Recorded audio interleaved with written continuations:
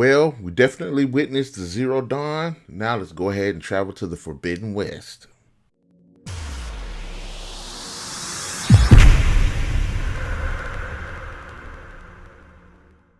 What's going on, guys? Welcome to another video of Loading and Leveling. I'm your boy NarikChase, and in this video we're going to be reviewing Horizon Forbidden West. Taking place 6 months after the event of Zero Dawn, we do follow the young huntress known as Aloy, who travels to the mysterious frontier that's being ravaged by massive storms, dangerous enemy, and even deadlier machines, and a plague ravaging the land known as the Red Blight. Fans of the first game are definitely like this game. In my opinion, there's so much to like, and we're going to break that bad boy down. The world of Forbidden West is exceptionally big. It's probably one of the biggest games in terms of map size. And not only that, it's very, very diverse. You have areas covered in snow, you have bogs, you've got deserts, you got forests, you got mountains, you got the ocean. There's just a lot of diversity when it comes to this game. There is a lot to do. And when I say a lot, there's a lot of stuff to do. There's just so many hidden items, regardless if they're just loot to help you purchase more impressive weaponry, the weaponry itself, information regarding the world building, the world and setting. So much to find in this game. Then we look at the tons and tons of side quests. Some of them can revolve around hunting a specific machine down, some liberating a rebel base. There are some where you have to challenge certain machines to clear out areas for travelers. There is so much in terms of side quests. There are a lot of really interesting characters, and the side quests generally do open up to interesting subplots and side stories that ultimately make this game and the world feel much more alive. And I'm the type of knucklehead, when I get into an open world game, my first thing to do is explore. Run around, see where the bad guys is. Just do all types of outline stuff. There are a bunch of different cities with different tribes. Generally, all of the war, how it actually affects people. There is a really good concentration of the characters when it comes to that. Much like in the first game, we get to see how this battle has affected a lot of these unfortunate people in this world that's just gone to hell. The story of Forbidden West itself is actually really good. It manages to build and expound upon what we learned in the events of Zero Dawn. I think it's actually a pretty interesting way that they went with the story, especially what happens at the freaking end. There's a lot that they got going on. There's a lot of interesting twists. There are some pretty good jaw-dropping moments in this. So the characters are actually really good. The story itself is really good. So there are a lot of really cool characters. Some characters are new. Some are returning from the previous game. Some of my favorites are Varl, even though I kind of gave him crap in the first game, but he kind of came into his own in this game. Regala, who is one of the main antagonists, is an actually badass character. We got Zoe, we got Beta, and I'm not going to tell my wife, but Katalo is actually pretty badass. He's a pretty badass character. But that's just a few. There are a lot of really good characters. They have great backstories. They have really good relationships. They have great personalities. You really do feel like these characters are trying their best to struggle in this world, along with the machines and this overarching thing that's actually happening. Each of these characters, especially the characters that become your companions, which is a good thing to have in these types of games, are companions. They have really good side quests. They have personal journeys. They have character development. They actually become a critical part of the storytelling, in my opinion. The gameplay is actually really good. It does manage to improve upon what was established in Zero Dawn, which was already a good combat system, but it feels much more refined and much more fast-paced. There are harder enemies in the game, and the fact my dumbass put the game on hard mode on my first playthrough, so I had to be a bit more tactical. The combat itself is just on point. It's beast, it's fast-paced, and then coming at the different machines, you have to go about fighting them in different ways. And I do like that there's different weapons for different types of play styles, and then there's different play styles that you can utilize to go against certain enemies. A lot of it basically goes up to strategy, because some machines you'll be more likely to use traps to get them. The enemy types are just straight up crazy given what they can do. They're very specific with their attacks, they're very unique with their attacks, but they're pretty tactical as well.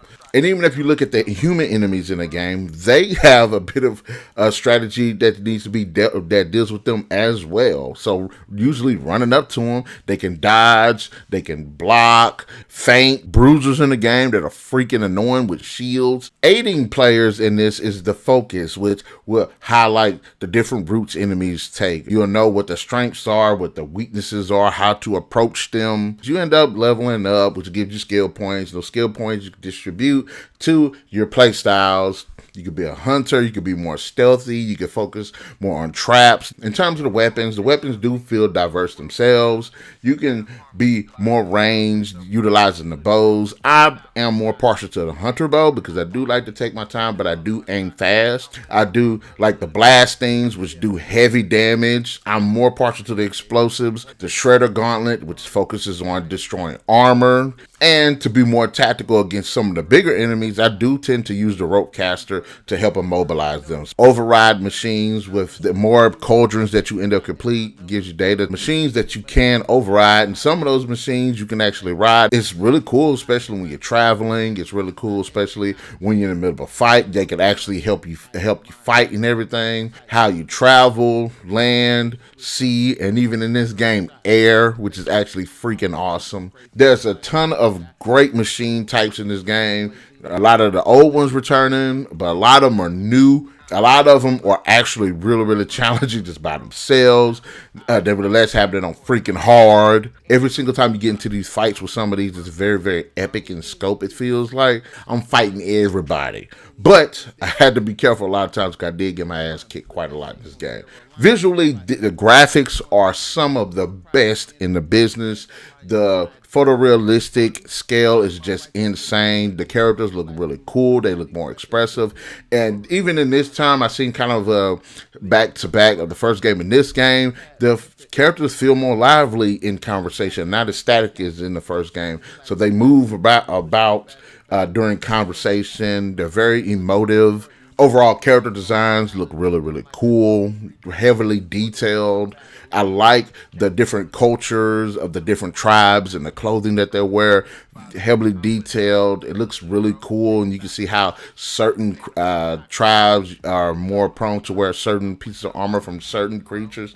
Gotta give it to them too. The machines all look really good. You know, when you watch Transformers that came out in 2007, that film, and you see the intricacies of the details of the Autobots and the Decepticons, it's definitely here in this game with all of the designs of the machines looking really good, looking really detailed. Then, of course, you got the weather, you got the ocean, the forest, the mountains, the deserts, even the different biomes, underground, flying. It just looks really good. The sound design is actually really good. The machines themselves feel diverse. The overworld itself, it sounds really good as well. Voice performances are actually really good, and there are some big names that are attached to this game, and the casting is really good. The music itself definitely hits. My favorite track is definitely Shoulders of Giants. Replayability, there's so much to do in this freaking game. I don't think there's any kind of way of actually finishing it. But there are some nitpicks that I did happen to notice. Giving some of the dialogue choices, the dialogue really doesn't affect the narrative at all. You would think there's like a good, medium, and bad option, and when those things come up, it doesn't really affect how characters view you or any events in the game. The grinding can be a bit tedious at times, especially when you're trying to level up your weapons, level up your outfits, and things like that, where you have to continuously have to fight. Then there's the 6 play styles, which I'm on the fence about because I don't like it when games introduce a mechanic like this of having like skill trees and you fill out and you level up to the point where you fill out all of the skill trees. I think that this game would have worked out better if you could fill out a certain amount and you couldn't fill them all in. So okay, in one game I might be more tactical with traps, one game I might be more of a warrior, one game I might focus more on controlling or overriding machines. I think that would have did a better job of diversifying the gameplay. And my wife said this, and I do agree with her on this: the lack of water combat is bad baffling, especially since you spend so much time underwater. Even if you had to limit it, I think that is something they could have put in there. You have great teammates that are in this game, these companions that you end up having, but the problem is, and I got these fools sit here at my base not doing anything, but it would have been cool to have an option of, hey, I want you to come with me on this mission to help me out. But having said that, Horizon Forbidden West has a lot going for it. Good engaging story, likable characters, great combat, a big open world, great voice performances, great soundtrack, tons of replay value, and despite some of the nitpicks that I did have with the game, in no shape, fashion, or form detracted me from playing this freaking game and enjoying it. Horizon Forbidden West deserves 5 out of 5. It is one of PlayStation 4's best games, and I truly believe will become a classic in years to come. Alright guys, so have you played Horizon Forbidden West? Did you like it? Did you not like it? Who's your favorite character? And also, what is your favorite machine this time around in the game? Be sure to let me know in the comment section below. And hit that like, share, subscribe, and that notifications button to get the best of what we got going on this channel. And we'll definitely catch you guys later.